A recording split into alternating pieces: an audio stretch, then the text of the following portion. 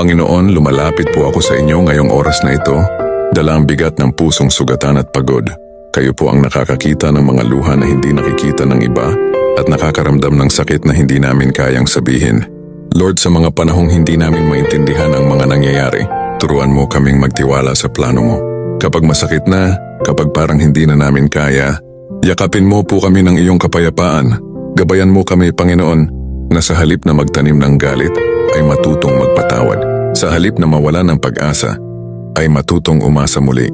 At sa halip na tumingin sa sakit ay tumingin sa pag-ibig mo. Tulungan mo kaming makita na may dahilan sa bawat luha at may bagong simula sa likod ng bawat pagtatapos.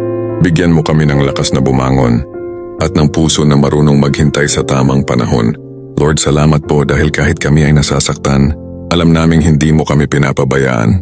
Sa bawat hakbang namin, ikaw ang ilaw na gumagabay. Manatili ka sa aming puso at ipaalala mo lagi na sa iyo may kapayapaan, may pag-asa at may bagong simula. Sa pangalan ni Jesus, Amen.